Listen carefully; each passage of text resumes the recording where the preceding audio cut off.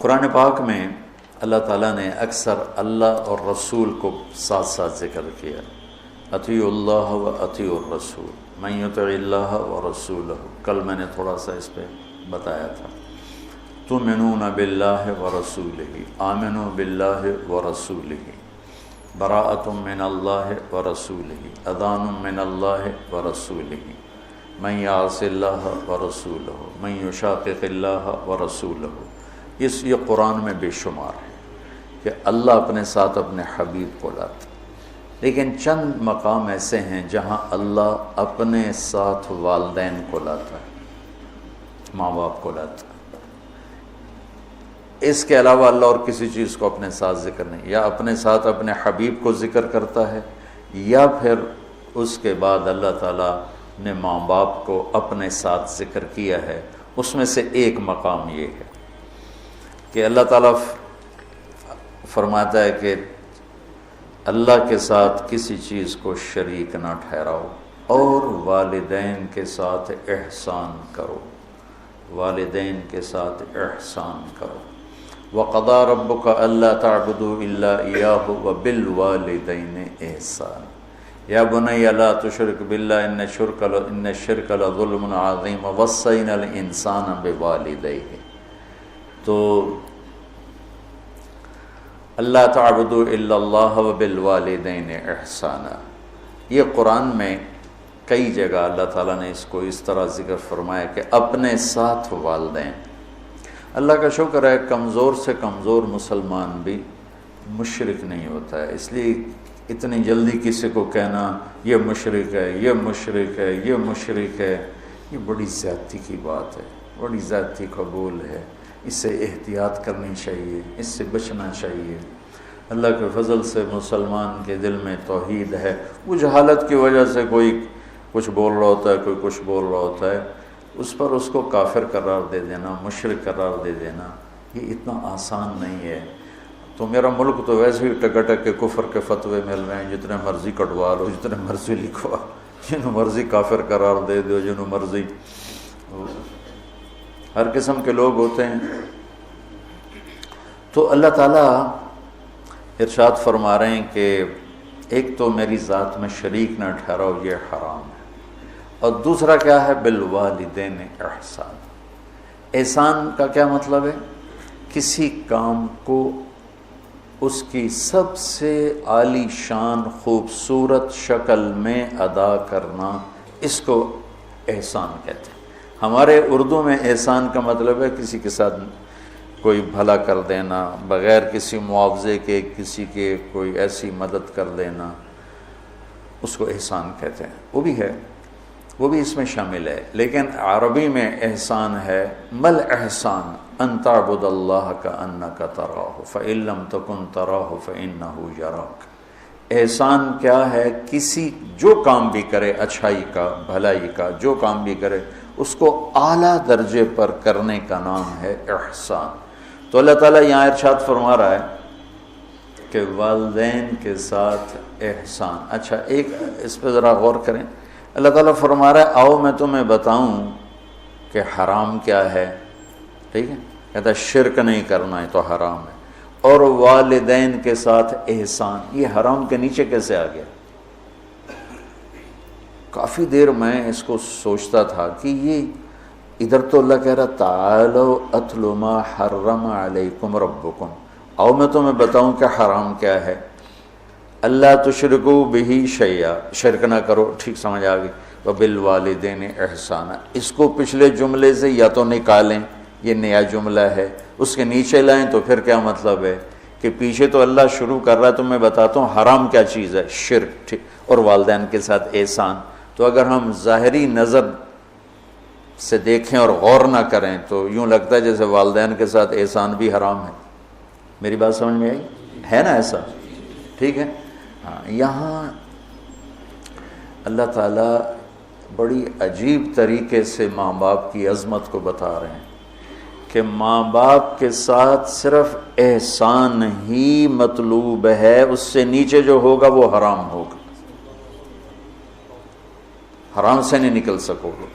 اللہ نے ماں باپ کا حق اپنے بعد رکھا ہے، لا تقل لهما اف، جس کو ہم کہتے ہیں بیزاری سے ماں کو کہہ دیا باپ کو کہہ دیا اتنا بھی اللہ تعالیٰ فرما رہا ہے کہ اتنے کی بھی ہم گنجائش نہیں دیں گے ماں باپ کے سامنے۔ میرے نبی نے فرمایا میری ماں ہوتی اور میں عشاء کی نماز کے مصلی پہ کھڑا ہوتا اور سورۃ فاتحہ پڑھ رہا ہوتا اور میری ماں مجھے کہتی محمد، تو میں ماں کی خاطر نماز توڑ دیتا۔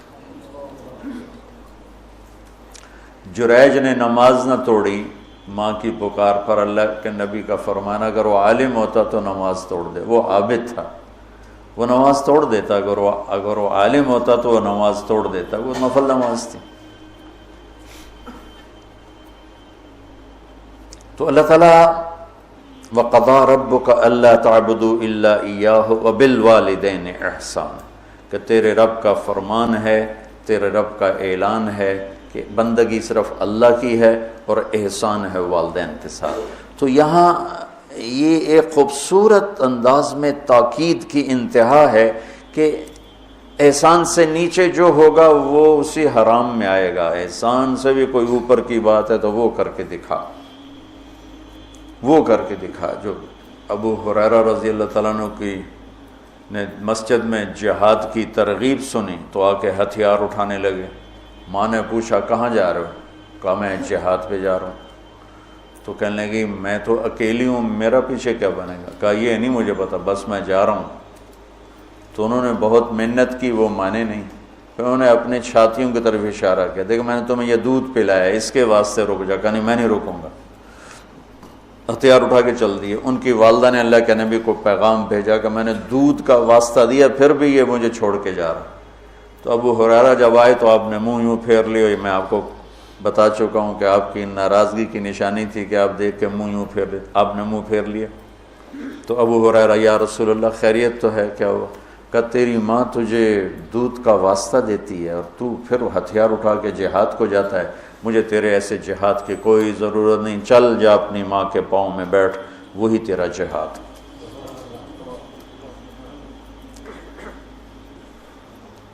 کلاب بن امیہ جہاد میں چلے گئے، والدین دونوں بوڑھے تھے۔ تو امیہ کو جب بتائے بھی نہیں والدین کو، تو امیہ کو پتہ چلا تو انہوں نے شعر کہا اذا دعت الحمامۃ ساق حر الی بیضاتها دعوا کلابا ترکت اباک مرعشۃ یداہ وامک لا تسیغ لها شرابا، کہ تو نے ماں باپ کو اس حال میں چھوڑا ہے کہ ایک کا نوالا اپنے ہاتھوں سے منہ پہ نہیں جاتا اور ایک اپنی طاقت سے اٹھ نہیں سکتا، تو اس حال میں چھوڑ کے تو کہاں چلا گیا؟ حضرت عمر کو پتہ چلا اشعار کا، تو انہوں نے فرمایا کلاب کدھر ہے؟ کہا جی وہ جہاد میں فلاں محاذ پر، کا بلاؤ اسے۔ تو انہیں بلایا گیا اور جب وہ مسجد میں آئے، کہاں گئے تھے؟ چوری کرنے، ڈاکہ ڈالنے؟ کہاں گئے تھے؟ بولو۔ مسجد میں آیا تو حضرت عمر کھڑے ہو گئے، کوڑا اٹھا کے مار مار مار، کوڑا مارے، اچھا یہ کون سا جہاد ہے بوڑھے ماں باپ کو چھوڑ کر؟ پھر ایک لگائیں ٹھو، یہ کون سا جہاد ہے بوڑھے ماں باپ کو چھوڑ کر؟ اتنا مارا کہ اس کے سر سے خون نکلنے لگا کہ یہ کون سا جہاد ہے بوڑھے ماں باپ کو چھوڑ کر؟ تو پھر فرمایا جب تک تیرے والدین زندہ ہے تجھے مدینہ سے نکلنے کی اجازت نہیں۔ میرے نبی نے بتایا تھا نا قیامت کی نشانیوں میں سے ادنا صدیقہ و اقصا اباہ، کہ لوگ دوست کو گلے لگائیں گے، باپ کو دھکے دیں گے، باپ کو دھکے دیں گے، دوست کو گلے لگائیں گے، والدین اولاد سے ڈریں گے۔ اطاع الرجل زوجتہ وعق امہ، بیویوں کی خاطر ماؤں کو ذلیل کریں گے۔ تو جس کو کم ان تلد الامۃ ربتھا، بیٹیاں ماؤں سے نوکرانیوں جیسا سلوک کریں گی۔ پرانی بات ہے، میں ایک ماں بیٹی کو دیکھ رہا تھا، بیٹی ماں سے کہہ رہی تھی، بیٹی ماں سے کہہ رہی تھی بھوک نہیں بھوک نہیں، ہمارے علاقے کی بات، اور اس کی ماں کے موٹے موٹے آنسو گر رہے تھے، بالکل خاموش، وہ حیران پریشان بھی، جس کو میں نے پیٹ سے جنم دیا آج وہ مجھے کہہ رہی ہے بھوک نہیں۔ تو یہ عام ہے کہ آج کل کی پڑھی لکھی نسل انہیں نہیں پتا باپ کسے کہتے ہیں اور ماں کسے کہتے ہیں. کو ماں باپ کا بھی ہے کہ وہ اولاد کو اس طرح لے کے نہیں چلتے جیسے چلنا چاہیے. پہلا قصور تو ماں باپ کا جو 3 سال کے بچے کو اسکول ڈالتے ہیں.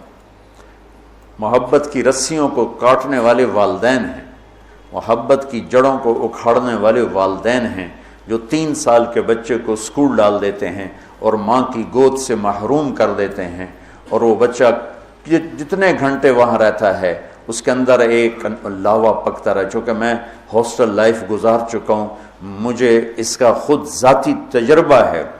حالانکہ میں تو 11 سال کی عمر میں لاہور گیا. میرے والد مجھے ڈاکٹر بنانا چاہتے تھے تو لاہور کے بڑے عالی شان اسکول سینٹرل ماڈل میں داخل کروایا. ہاسٹل لائف 11 سال کی عمر, میرا رو رو کے برا حال. 3 سال میں روتا رہا, پھر میرا دل پتھر ہو گیا. والدین کے لیے میری محبت مرتے دم تک پھر بیدار نہ ہو سکی. ہاں, تبلیغ میں لگنے کے بعد میں ان کا ادب, احترام, خدمت, سامنے نہیں بولنا, پوری اپنی جاں فشانی کے ساتھ ان کی خدمت, لیکن میرے دل میں ان کے لیے محبت کی شمع نہیں جل سکی کہ انہوں نے اسے خود بجھایا تھا. تو اس میں والدین آج کل بہت روتے ہیں, لیکن اس میں ایک بہت بڑی وجہ خود والدین بھی ہیں کہ وہ بچوں کو وہ ٹائم جو پہلے 10 سال والدین بچے کو دے دیں, ساری زندگی بچہ والدین کو دے دے, اور 3 سال کے بچے کو دھکا دے دیا. اب تو اسکولوں کے اشتہار ہے 18 ماہ کا بچہ بھی لے لیں, میں جمدے نال ہی لے لو, ماما نے چھٹی دے دے میں جم کے تھوڑی جھولی چ پا دیں. یہ میں کیا کروں, میرے دیس کا ڈاکٹر بھی تاجر ہے, وکیل بھی تاجر ہے, اور یہ علم والے بھی تاجر ہیں. جب کسی قوم پہ زوال آتا ہے تو ہر شعبے پہ آتا ہے. جب علماء تجارت دین کو بیچ رہے ہیں تو باقیوں سے کیا گلا, جب ممبر ہی بک گیا ہے تو پیچھے کیا گلا. سارے ایسے نہیں ہیں, سارے وکیل ایسے نہیں, سارے ڈاکٹر ایسے نہیں, سارے علماء ایسے نہیں. یہ اکثریت کی بات ہے. ہر طبقے میں چونکہ شر غالب ہے تو ہر طبقے میں وہ غالب ہے. تو میرا رب کہتا ہے کہ ایک میری ذات میں شریک نہ ٹھہراؤ, اور ایک والدین سے احسان سے نیچے ہمیں قبول نہیں. احسان تک پہنچو گے تو قبول ہوگا. آپ جنت میں تشریف لے گئے تو قرآن کی تلاوت سنی. آپ نے فرمایا کون کر رہے تلاوت؟ انہوں نے کہا جی حارثہ بن نعمان ہے. کیا ہے حارثہ بن نعمان؟ وہ تو مدینے میں ہے. کہ وہ ماں کا خدمت گزار ایسا ہے کہ جب قرآن پڑھتا ہے ساری جنت کو سنایا جاتا. وہ ماں کے کیسے خدمت گزار تھے کہ ماں کے کپڑے خود دھوتے تھے, بیوی سے نہیں دھلواتے تھے. ماں کے لیے سالن روٹی خود بناتے تھے, بیوی سے نہیں بنواتے تھے. ماں کے سامنے بیٹھ کے ان کو روٹی ہاتھوں سے کھلاتے تھے, ان کو خود نہیں کھانے دیتے تھے. ماں کے سر میں تیل لگاتے تھے, کنگھی کرتے تھے, جوئیں نکالتے تھے. یہ سارا کام وہ کرتے تھے. 2 صحابہ کے بارے میں آتا ہے کہ والدین ماں کی وہ خدمت کی جو کوئی نہیں کر سکا. ایک حضرت عثمان اور ایک حضرت حارثہ بن نعمان. عثمان بن عفان اور حارثہ بن نعمان. اور حضرت امام زین العابدین علیہ السلام اپنے والدہ کے ساتھ روٹی نہیں کھاتے تھے. اور یہ ہمارے ہاں تو ہم اجمی لوگ ہیں نا, بخیل لوگ ہیں. اب وکری پلیٹیں جو اپنی بوٹیاں پالو, کوئی ہور نہ کھا لوے. تو عرب کٹھا کھاتے تھے, کٹھے بیٹھ کے کھانا آج بھی تعذیب ہے. ہم نے قطر کے بادشاہ کے دسترخوان پہ کھانا کھایا, وہ اور لوگوں کے ساتھ مل کے بیٹھ کے کھا رہا تھا. تو کسی نے کہا آپ ماں کی اتنی خدمت کرتے ہیں تو آپ ان کے ساتھ کھانا کیوں نہیں کھاتے؟ فرمایا کہ مجھے ڈر لگتا ہے کوئی ایسی بوٹی نہ اٹھا لوں جو میری ماں کی نظر میں اور میں اٹھا کے مجرم بن جاؤں. کہ وہ میری ماں کی نظر میں ہو اور میں اس سے پہلے اٹھا کے کھا لوں تو کہیں میں ماں کا مجرم نہ بن جاؤں, اس لیے میں ساتھ نہیں کھاتا ہوں. کسی نے حضرت علی سے پوچھا حسن آپ کے بیٹے کیسے ہیں؟ کہا میں جب چلتا ہوں تو میرے آگے نہیں چلتا, میرے پیچھے چلتا ہے. جب میں بیٹھنے لگتا ہوں تو پہلے مجھے بٹھاتا ہے پھر خود بیٹھتا ہے. اور جب میں گھر میں کمرے میں ہوتا ہوں تو گھر کی چھت پہ نہیں چڑھتا کہ باپ سے اوپر نہ ہو جائے. تو آج والدین بہت ذلیل ہیں اولاد کے ہاتھوں, بہت دکھی ہیں اولاد کے ہاتھوں. اور ان کی جو فریادیں وہ عرش کو ہلا دیتی، تو اپنے ماں باپ کی راحت بننا، ٹھنڈک بننا، خوشی بننا، یہ میرے رب کا پیغام ہے کہ وَبِالْوَالِدَيْنِ احسان۔